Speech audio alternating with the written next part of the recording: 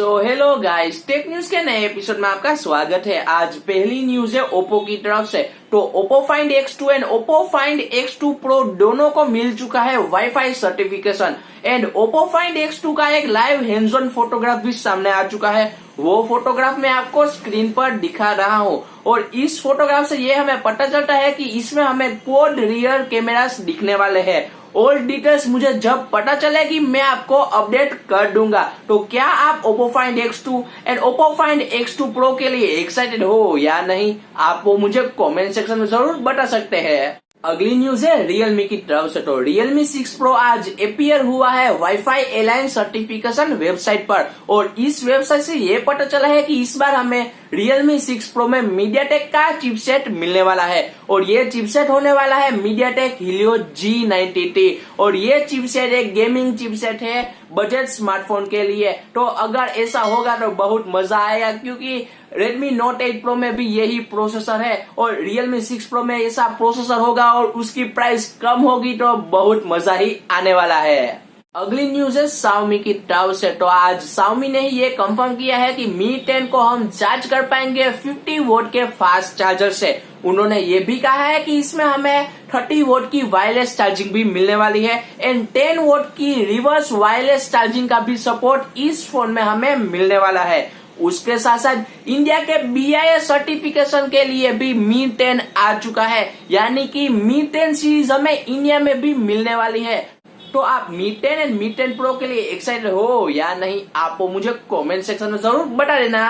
अगली न्यूज है सैमसंग की तरफ से। तो सैमसंग ने आज सैमसंग गैलेक्सी S20 को लॉन्च कर दिया है। मैं आपको उसके स्पेसिफिकेशन सुनाकर बोर नहीं करूंगा, सभी के स्पेसिफिकेशन मैंने आपको डिस्क्रिप्शन में दे दी है, आप वो जरूर चेकआउट कर लेना। Samsung Galaxy S20 and S20 plus similar phone है बट 3 चीजों का इसमें हमें डिफरेंस मिलता है। S20 प्लस में बड़ी बैटरी है, बड़ी डिस्प्ले है और उसमें एक रियर कैमरा ज्यादा मिलता है, बाकी सब स्पेसिफिकेशन सेम ही है। और सैमसंग गैलेक्सी S20 अल्ट्रा सबसे बढ़िया फोन है इस सैमसंग गैलेक्सी S20 सीरीज का, जहां पर हमें 108 मेगापिक्सल का प्राइमरी सेंसर मिलता है। इसमें हमें 100x जूम का भी सपोर्ट मिलता है। इसमें हमें 40 मेगापिक्सल की सेल्फी मिलती है, बहुत बढ़िया।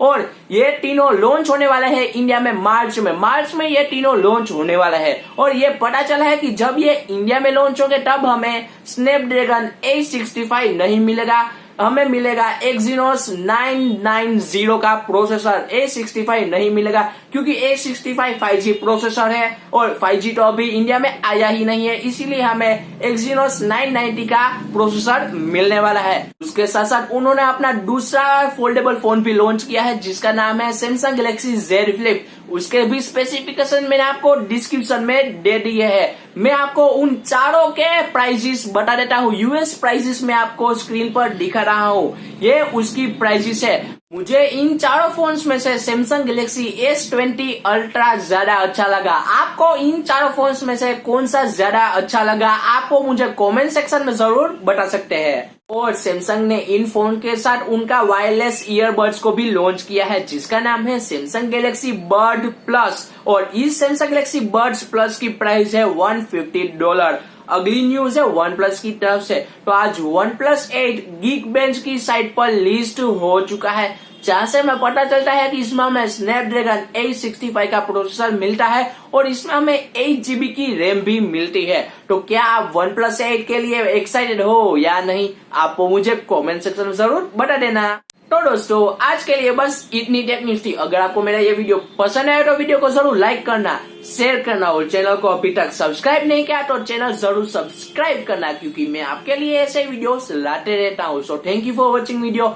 आई see you in the next video. Goodbye, take care, जय हिंद, वंदे मातरम।